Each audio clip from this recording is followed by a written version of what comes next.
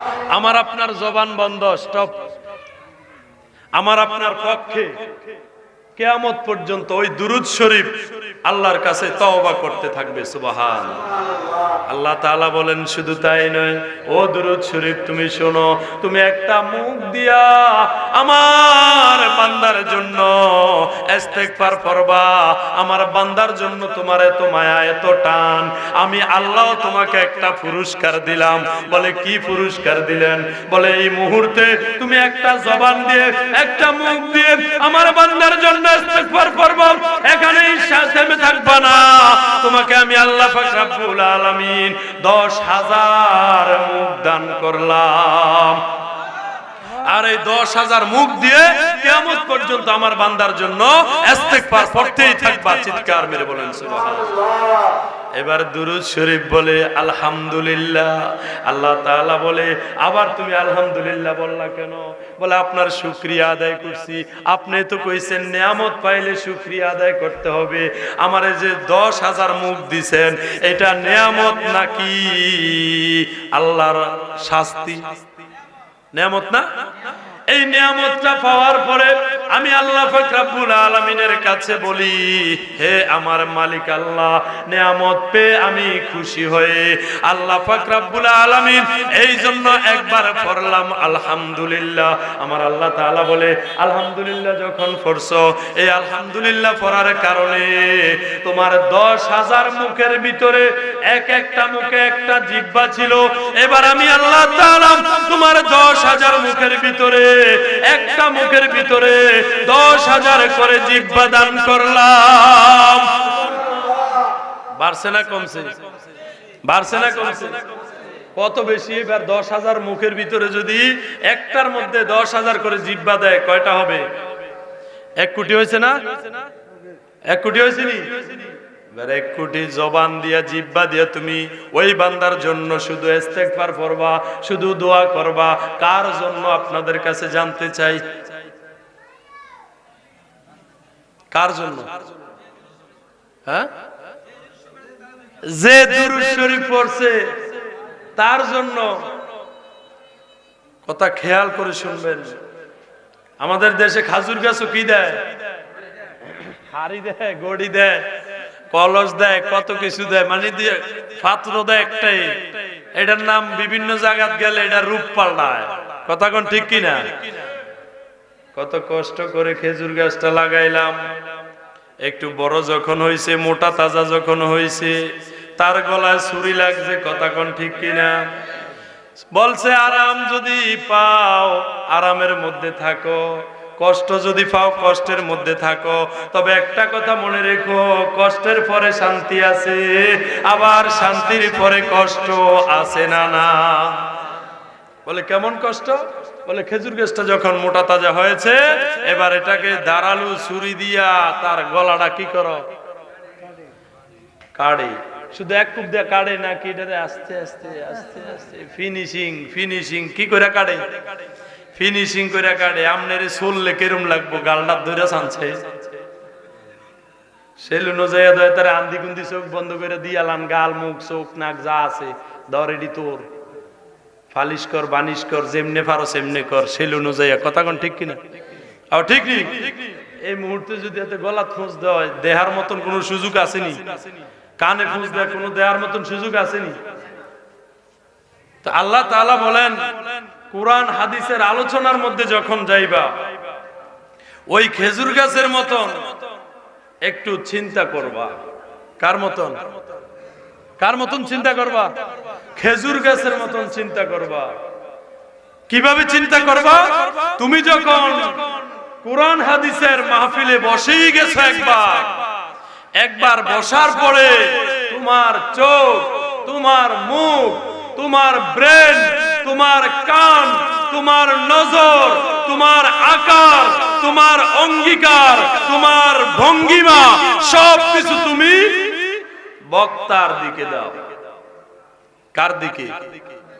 বক্তার দিকে দাও। কেন?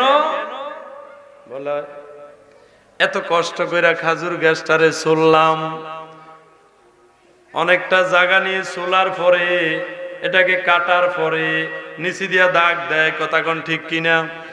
দাগ না দিলে রশি কই যাইব? আর কই যাইব? মাটির যাইব, গাছের সিফাত পড়বো, ফেকও পড়বো, কথা কোন ঠিক কিনা? তাই আপনারা যতই বইয়া বইয়া এনো রস খান, পান খান, বাইরে বইয়া থাকেন, কথা যদি কান দিয়া না শুনেন, চোখ দিয়া না দেখেন, ব্রেন দিয়া না শ্রবণ করেন, তাহলে কিন্তু বুঝবেন না হুজুররা কি বলে। দোকান পাড়ে যাইয়া কালকে কিন্তু সমালোচনা করবেন, কারণ আপনার মন তো এখানে নাই, কথা কোন ঠিক কিনা? এবার খেজুর গাছ চুলার পরে দাগ দেওয়া শেষ। দাগ দেওয়ানোর পরে কি করে সভাপতি সাহেব? নলি লাগায়, নালি নালি নলি ছক্কা করে ঢুকায়। কেমনে ঢুকায়? ছক্কা করে ঢুকান লাগে। এটা কেমনে ঢুকান লাগে? ছক্কা কইরা ওই যে কাটছে, কাটার মাথার মধ্যে আস্তে করে ঢুকাইয়া দেয়। ঢুকানোর পরে এই নলির মাঝখান দিয়া ড্রেন আছে, এই ড্রেন দিয়া বাইয়া বাইয়া এক ফোঁটা এক ফোঁটা এক ফোঁটা কইরা কি পরে কাডুন না বেড়ায়। যদি কইতো গড়িটা দিছি মাগরিবের আগে, আসরের পরে, এশার নামাজের পরে যে নামাই লই আমু, ঠিক আছে লই আছে বালা কথা। কালকে এই রশি দিয়া খাওয়ান কিছু সম্ভব নেই। কতক্ষণ থাকবো? সারা রাত। কতক্ষণ? আর গড়ি থাকবো নি সারা রাত? গাছে থাকবে না তো গড়ি না থাকবো, আপনারা থাকবেন নি? থাকবেন নিও? থাকবো বলে আল্লাহ তাআলা কবুল করুক, বলেন আমিন। এবার সুন্দর করে যখন নালিটা ঢুকাইয়া দিছে, নালিটা ঢুকানোর পরে রসগুলো ঘামাইয়া আস্তে আস্তে করে নালি দিয়া বের হচ্ছে। নালি দিয়া সবগুলা রস একটা ফোঁটা হয়ে পড়তেছে। এই একটা ফোঁটার নিচে আপনার কলসের মুখটা যদি নালি বরাবর না হয়, নালি এখানে কলস এখানে কারবার আসেনি, নালি এখানে কলসের মুখ আরেক জায়গায় কারবার আসেনি। সকালে যায় যদি দেখেন কলস খালি, আরে পানি আছে অল্প ছিল সারব, যায় সকালে দেখবেন কলস কি। এই সারাদিন যে এটারে চলছেন, চাপছেন, এত কষ্ট দিয়া এটার উপরে যে গড়ি দিছেন, সকালে কোনো ফায়দা হয়েছিল? কোনো লাভ হয়েছিল? রশি আসেনি, ফিডা খাওয়ান যাইবনি, মিঠাই খাওয়ান যাইবনি, সব কিছু খাওয়া বন্ধ। তোমাকে নালি বরাবর তোমার কলসের মুখ দেওয়া লাগবে। এই জন্য আমার মালিক বলে, হে দুরূদ শরীফ, তুমি যখন সঠিক জায়গায় তোমার মুখখানা লাগায়া দিছো রে দুরূদ শরীফ, এই মুহূর্তে আমি আল্লাহ তাআলা ঘোষণা করে দিলাম, ও জগতের মানুষ তোমরা শুনে নাও, আমার বান্দার জবান থেকে যখন তুমি দুরূদ শরীফ সঠিক নিয়মে সঠিকভাবে বের হইছো, আর আমি মাওলার দরবারে এসেছো, আমি মাওলাও ওয়াদা করে দিলাম, যেই দুরূদ শরীফ যেই বান্দার জবান থেকে বের হয়েছে, ওই বান্দার জীবনের গুনাহগুলা আমি মাওলা মাফ করে দিলাম। দুরূদ শরীফ পড়ার দরকার আসেনি? দুরূদ শরীফের ফজিলত কম না বেশি? এই দুরূদ শরীফ পড়তে হবে বাবা। আসলে পড়বেন নি? এই জিহ্বাটা দিছে কে? এই মুখটা দিছে কে? এটা যদি এখন বন্ধ হয়ে যায়, করার কিছু আসেনি? একটু আওয়াজ দিবেন নি আল্লাহর সাথে? আওয়াজ দিবেন নি? আমার নবীর প্রেমিকের মতো আওয়াজ দিবেন নি? একটু দেন আল্লাহুম্মা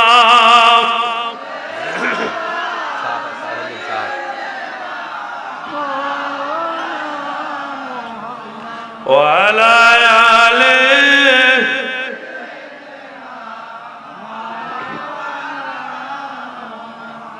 সবাই বলে আলহামদুলিল্লাহ, আল্লাহু আকবার।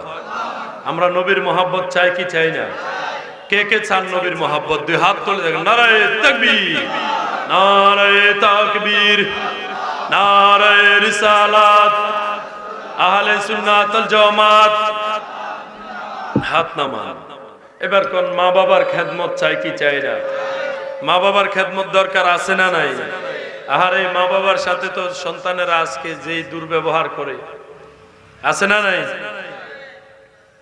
ওইদিকে আমি গেলাম না, খুতবার শুরুতে একটা আয়াতে কারিমা তেলাওয়াত করেছিলাম, এই দিকে প্রবেশ করতেছি। কোরআনে কারিমের মধ্যে আমার আল্লাহ পাক রব্বুল আলামিন বলেছেন, বিসমিল্লাহির রহমানির রহিম,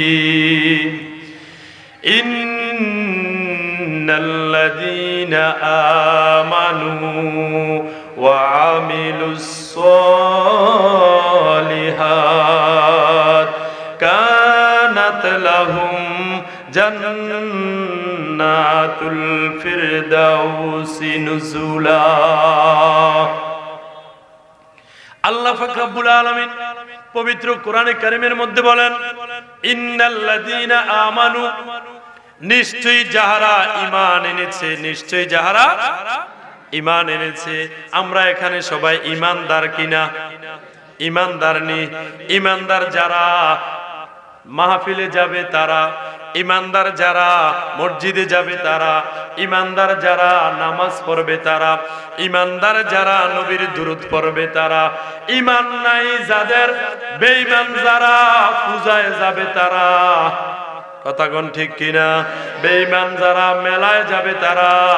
এই জন্য আমরা বেঈমান হতে চাই না, পূজায়ও যাইতে চাই না। কথা কোন ঠিক কিনা? আমাদের হুজুর কেবলা এখানে বসে অনেকগুলা কথা আমাদের কাছে শোনাইয়া গেছে।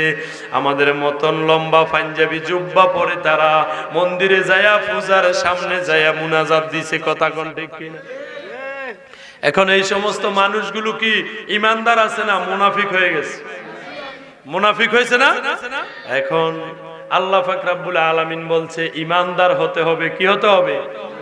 আল্লাহ তাআলা বলেন, ইন্নাল্লাযীনা আমানু, যারা ঈমানদার, নিশ্চয়ই যাহারা ঈমান এনেছো তাদেরকে আমি আল্লাহ তাআলা বলি। আল্লাহ আপনি কি বলেন? আল্লাহ তাআলা বলেন, ওয়া আমিলুস সালিহাত, এবং আমলে সালেহা যারা করছো, আমলে সালেহা যারা করছো তাদের সাথে আমি মাওলার একটু কথা আছে।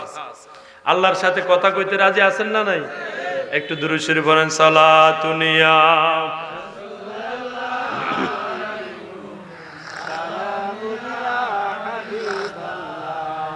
সালাতুন ইয়া রাসূলুল্লাহ।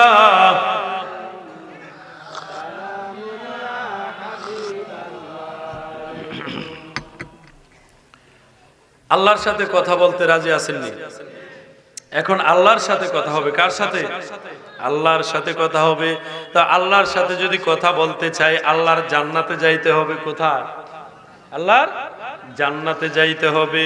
আল্লাহ পাক রব্বুল আলামিন কোরআনে কারীমের মধ্যে বলেছেন, ইন্নামা আমওয়ালুকুম ওয়া আওলাদুকুম ফিতনাহ। তুমি যেটাকে মায়া করতেছো, এই মায়ার জিনিসটা তোমার ধন সম্পদ। মায়ার জিনিস না? ধন সম্পদ কি? মায়ার জিনিস। তুমি যেটাকে মায়া করতেছো সেটা তোমার স্ত্রী, তুমি যেটাকে মায়া করতেছো সেটা তোমার ছেলে, তুমি যেটাকে মায়া করতেছো সেটা তোমার মেয়ে। তবে শোনো, এই ধন সম্পদ এবং তোমার ছেলে মেয়ে, তোমার স্ত্রী, এই সব কিছু বিপদের কারণ। কিসের কারণ? বিপদের কারণ। এখন আমরা নিজে হাতে ধরে কি বিপদ আনবো? আল্লাহ তাআলা কি বললেন? সবকিছু বিপদের কারণ। এই বিপদের কারণ কথাটা যখন আল্লাহ তাআলা বললেন, হযরতে আলী রাদিয়াল্লাহু তাআলা আনহু হঠাৎ করে দাঁড়ায় গেলেন। হঠাৎ করে দাঁড়ায় গেলেন। দাঁড়ায় দাঁড়ায় বলতেছে, আহারে আমার পা আর সামনের দিকে যায় না। বলে কেন যায় না? বলে এই জন্য যায় না, আলী রাদিয়াল্লাহু তাআলা আনহুর পায়ের মধ্যে ইমাম হুসাইন আঞ্জা কইরা দইরা রাখছে। কে ধরে রাখছে? ইমাম হুসাইন রাদিয়াল্লাহু তাআলা আনহু আলী রাদিয়াল্লাহু তাআলা আনহুর পায়ের মধ্যে ধরে রাখছে। কিতাবের মধ্যে আসছে, আলী রাদিয়াল্লাহু তাআলা আনহুর ঘরের ভিতরে আজকে 3 দিন কোনো খাবার নাই। কয়দিন? আজকে 3 দিন কোনো খাবার নাই। আলী রাদিয়াল্লাহু তাআলা আনহু ফাতেমাকে বলে, ও ফাতেমা, আজকে 3 দিন হয়ে যায় আমাদের ঘরে কোনো খাবার নাই, আমরা খাবার খাবো কোথায়? তোমার বাবার কাছে একটু যাও না। আলী রাদিয়াল্লাহু তাআলা আনহুর শ্বশুরের নাম কি? হযরত মুহাম্মদ সাল্লাল্লাহু আলাইহি ওয়াসাল্লাম, আমাদের নবীজি। আমাদের নবীজির কাছে একটু যাও না, কোনো খাবার আসেনি। এদিকে আলী রাদিয়াল্লাহু তাআলা আনহু মনে মনে ভাবতেছে। এমন সময় আমার নবীজির কাছে একটা হাদিয়া আসলো। আসার পরে আমার নবীজি বলে, ও সাহাবী, এই হাদিয়াটা সরাসরি আমার কন্যা ফাতেমার বাড়িতে নিয়ে যাও। এবার খাবারের ফুটলাটা নিয়া ওই সাহাবী আলী রাদিয়াল্লাহু তাআলা আনহুর ঘরের মধ্যে আসলেন। এসে সালাম দিয়ে বললেন, আলী রাদিয়াল্লাহু তাআলা আনহু, আপনি কি বাড়িতে আছেননি? আলী রাদিয়াল্লাহু তাআলা আনহু বলেন, জি আমি বাড়িতে আছি। তাহলে তোমার জন্য আমি কি করতে পারি? বলে, আপনাকে একটা খাবারের পোটলা দিলাম, হাদিয়া। কি দিলাম? হাদিয়া, একটা খাবারের পোটলা দিলাম। এই খাবারের পোটলা পাওয়ার পরে আলী রাদিয়াল্লাহু তাআলা আনহু ঘরের ভিতরে যায়। কন্যা সুবহানাল্লাহ। ঘরের ভিতরে যখন আলী রাদিয়াল্লাহু তাআলা আনহু যাইতেছিলেন, এমন সময় দরজার মধ্যে একজন ফকির এসে দাঁড়ায়া গেছে। ফকিরটা এসে দাঁড়ায়া ডাক দিয়া কয়, ও নবীর সাহাবী, ও আলী, আজকে আমার পেটে 7 দিন ধরে কোনো খাবার নাই, আমারে একটু খাবার তুমি দাও। কয়দিন নাই? আজকে 7 দিন কোনো খাবার নাই, আমার একটু খাবার তুমি দিবানি?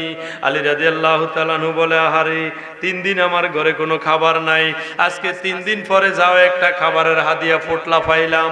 এমন সময় ঘরের দরজায় ফকির আইসা হাজির। আমার ঘরে আজকে কয়দিন খাবার নাই? 3 দিন। ফকিরের পেটে কয়দিন খাবার নাই? 7 দিন। এবার নিজে খামু না ফকির রে দিমু? নিজে খাবো নাকি ফকির রে দিব? এই কথা বলে সামনের দিকে যখন যায়, সামনের দিকে যাইতেছিলেন, সামনের দিকে যাইতেছে আলী রাদিয়াল্লাহু তাআলা আনহু, ওই ফকির বলতেছে, আহারে, আজকে 7 দিন যাবত আমার পেটে কোনো খাবার নাই, আর নবীর সাহাবী নিজের পরিবারে লইয়া আনন্দে খায়। এই কথা যখন বলছে, আলী রাদিয়াল্লাহু তাআলা আনহু বলতেছে, আহারে, হঠাৎ করে আয়াতে কারিমা আল্লাহর কথা মনে হয়ে গেছে, আল্লাহর সাথে কথা বলতেছে। আল্লাহর কোরআনে কারিমের মধ্যে আছে, ইন্নামা আমওয়ালুকুম ওয়া আওলাদুকুম ফিতনা। তোমার ছেলে মেয়ে, তোমার ধন সম্পদ, এগুলো হচ্ছে বিপদের কারণ। কিসের কারণ? এখন আলী রাদিয়াল্লাহু তাআলা আনহু যখন বুঝলেন এই সন্তান যদি বিপদের কারণ হয়, এই ধন সম্পদ যদি বিপদের কারণ হয়, আমি এই বিপদদেরকে দেব না, আমি ফকিরের দিকে যাই, আমার খাবারের পোটলাটা ফকিরকে দান করব। আসেননি কেউ? হাত তোলেন। ঘরে 3 দিন খাবার নাই, যাও খাবার আইছে। সামনে ফকিরে ডাক দিছে। কে ডাক দিছে? ফকিরে ডাক দিছে। এবার ফকিরের দিকে আলী রাদিয়াল্লাহু তাআলা আনহু রওনা দিছে। বলেন তো, ফায়ের মধ্যে ধরে রাখছে কেডা? ইমাম হুসাইন রাদিয়াল্লাহু তাআলা আনহু। তিনি পায়ের মধ্যে এইভাবে জড়ায়া ধরছে। ধরার পরে আলী রাদিয়াল্লাহু তাআলা আনহু ফাড়ারে একটা হেঁচকা মারছে। মাইরা বলতেছে, ফাও ছাড়ো। কি ছাড়ো? ফাও ছাড়ো। হেঁচকা মারার পরে ইমাম হুসাইন, ছোট্ট মানুষ, মাটির মধ্যে পড়ে গড়াগড়ি খায়। ইমাম হুসাইন জমিন থেকে সোজা হয়ে দাঁড়ায়া গেল। দাঁড়ায়া বাবার একটা দমকের সুরে আঙ্গুলটা তুলে বলতেছে, এ নবীর সাহাবী আলী, ও আমার বাবা আলী, তুমি কি আমাকে চিনো? সুবহানাল্লাহ বলতেন না? তুমি কি আমাকে কে বলতেছে? ছোট্ট ছেলে ইমাম হুসাইন রাদিয়াল্লাহু তাআলা আনহু বাবারে বলতেছে, বাবা তুমি কি আমাকে চিনো? ও নবীর সাহাবী আলী, তুমি কি আমাকে চিনো? আলী রাদিয়াল্লাহু তাআলা আনহু হুসাইনকে চিনি কি চিনে না? চিনে। এই হুসাইন কে? আলী রাদিয়াল্লাহু তাআলা আনহুর কি হয়? বাবারে বলতেছে, বাবা তুমি কি আমাকে চিনো? আমার এই যে জমিনের মধ্যে তুমি ধাক্কা দিয়া ফালায়া দিছো, তোমার কি একটু ওজন নাই? আমি হুসাইন কে? কথাটা বড় না ছোট? কত বড়? অনেক বড় না?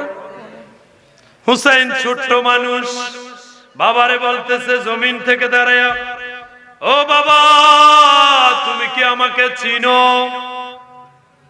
বাবাই বলতেছে, তুই ছোট্ট হুসাইন, তোরে আমি চিনতাম না, কেডা চিনবো? আমার থেকে আর কেডা বেশি চিনে তোরে? তুই তো আমার ফোলা। সুবহানাল্লাহ কইতেন না? তুই তো আমার ফোলা বেটা, তোরে আমি চিনতাম না। এই কথা বলার পরে আলী রাদিয়াল্লাহু তাআলা আনহু খাবারের পোটলা নিয়ে দরজার দিকে যায়।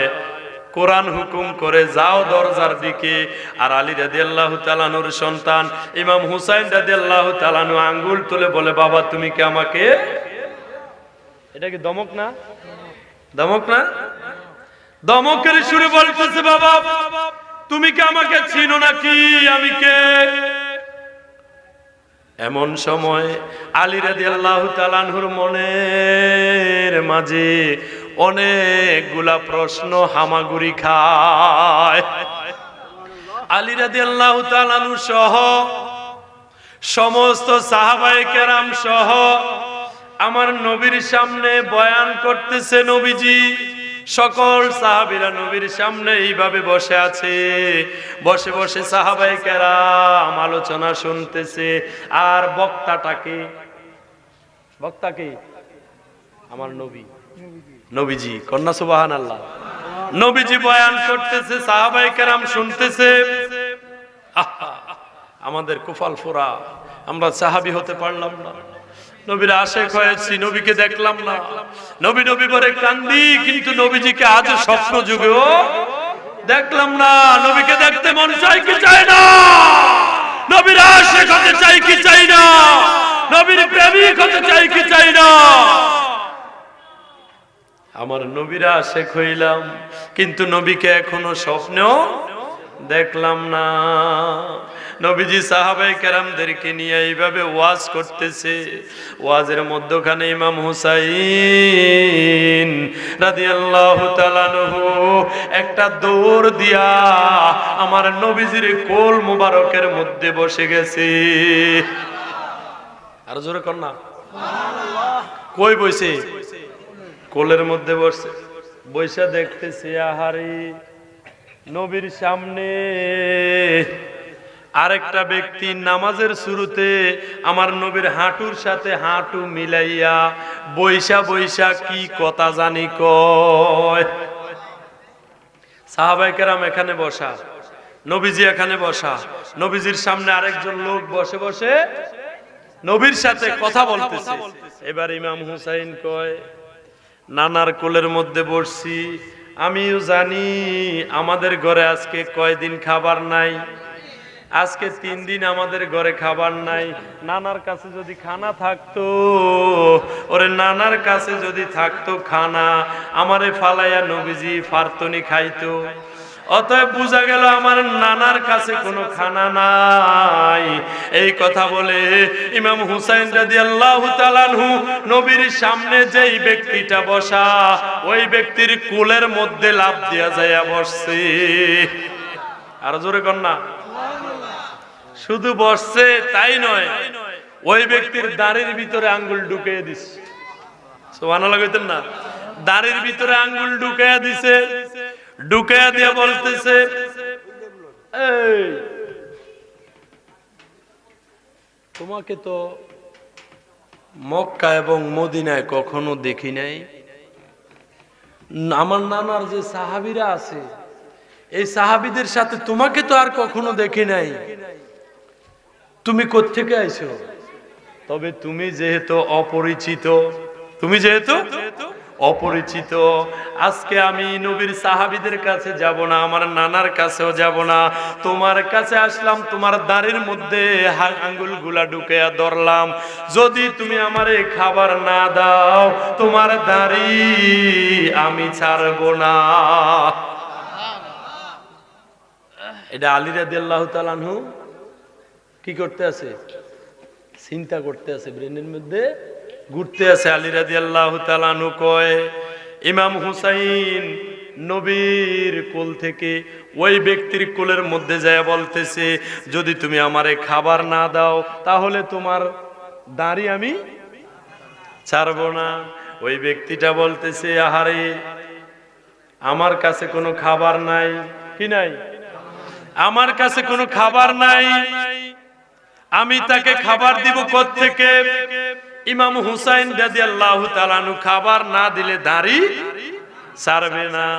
আমার নবীজি কয়, আহারে, আমার সামনে যেটাই বইয়া বইয়া কথা কইছে, এটা তো আবু বকর না, এটা তো ওমর না, এটা তো উসমান গনি না, এটা তো আলী না,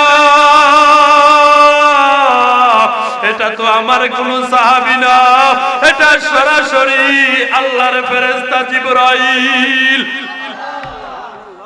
ফেরেশতারা কোনো কিছু খায়নি, ফেরেশতার কাছে খানা আসেনি, ফেরেশতার কাছে কোনো খানা নাই, নবীজি জানেনি।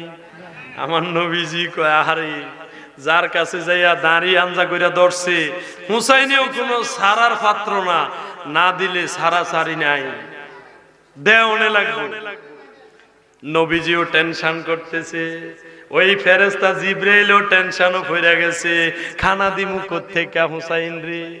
ফেরেশতা, এটা তো ফেরেশতা। এটা কি ফেরেশতা? ফেরেশতারে চিনেন নিও মাতে না, ফেরেশতারে চিনেন নি? আচ্ছা, ফেরেশতারা কেমন একটা কথা বলি, ফেরেশতার পাওয়ার বেশি না মানুষের পাওয়ার বেশি? কোন না, ফেরেশতার পাওয়ার বেশি না মানুষের পাওয়ার বেশি? জিবরাইল ফেরেশতারে আল্লাহ এমন কটা 6টা ডানা দিছে যে একটা ডানা যদি দুনিয়ার জমিন থেকে একবার মারে, প্রথম আসমানে যাইতে আর চোখের বাইল পাতা মারা লাগে না। এত পাওয়ারই একটা ডানা। তো ফেরেশতা জিবরাইল এবার প্রথম আসমানে যাইতে চোখের পলকের আগে যাইতে পারে, আমি আর আমনে এক দৌড়ে তলাগ্রাম বরুরা দৌড় দিয়ে কদ্দুর যাইতেন পারবেন? স্পিরিট কদ্দুর আছে? কোন স্পিরিট আসেনিও? আর ঠান্ডা ঠান্ডা আইলে কি তো স্পিরিট দেন না? স্পিরিট আসেনি? তো ফেরেশতা জিবরাইলের মতন স্পিরিট আমাদের আছে? আসেনি? নাই নাই নাই। ওইদিকে যাইতেছি একটু পরে, এদিকে নবীর নাতি ইমাম হুসাইন দাড়ির মধ্যে দইরা বলতেছে, খাবার যদি না দিবা তোমার দাড়ি ছাড়বো না, খাবার যদি না দিবা দাড়ি ছাড়বো না। ইমাম হুসাইন রাদিয়াল্লাহু তাআলা দাড়ি ধরে রাখছে, আমার নবীজি টেনশনও পড়ে গেছে। এই জিবরাইল আলাইহিস সালাম টেনশনের মধ্যে পড়ে গেল। এবারে সাহাবীরাও টেনশন করতেছে, খাবার কারো কাছে নাই, তাহলে হুসাইনকে খাবার দিবে কোত্থেকে? এইভাবে যখন টেনশন করতেছে, ইমাম হুসাইন বলে, তুমি কুচিমুচি করো কেন? তুমি এদিক সেদিক লড়াছড়া করতেছো কেন? আমারে খাবার দাও। ওই ফেরেশতা জিবরাইল বলে, আমার কাছে কোনো খাবার নাই, তোমাকে খাবার দিব কোত্থেকে? ফেরেশতা বলল, আমার কাছে খাবার নাই। ইমাম হুসাইন সারার পাত্র না। ইমাম হুসাইন বলে, নাই নাকি আছে সেটা আমি শুনতে চাই না, তোমার কাছে খাবার নাই আমি মানতে চাই না, তুমি খাবার দিতে পারবা না এটা আমি শুনতে চাই না, তুমি খাবার দেওয়াই লাগবে, দেওয়াই লাগবে। বিপদ বাড়ছে না কমছে? বাড়ছে। এবার জিবরাইল এদিক সেদিক কুচিমুচি করতেছে, আরে খানা দিমু কোত্থেকে? আল্লাহ পাক রব্বুল আলামিন নবীকে হেলহাম করতেছে, ও ইয়া রাসূলুল্লাহ, ইয়া হাবিবাল্লাহ, নবী গো, ও দয়ার নবী, মায়ার নবী, আপনি জিবরাইল রে বলেন বিসমিল্লাহ বলে যেন সে তার পকেটে হাত দেয়। কি বলে? কি বলে? তো আমরা আজকে বিসমিল্লাহ বলে পকেটে হাত দেইনিও। আর পকেটে হাত দিতে হলে কি বলতে হবে? বিসমিল্লাহ বলতে হবে, কথা কোন ঠিক কিনা? এবার বিসমিল্লাহ বলে নবীজি ইশারা দিচ্ছে, জিব্রাইল পকেটে হাত দাও। জিব্রাইল কি করো? পকেটে হাত দাও। জিব্রাইল কয় হুজুর এবার তো বিপদ বাড়বো, পকেটের ভিতরে কিন্তু খানা নাই। কয় না, বিসমিল্লাহ করে হাত ঢুকে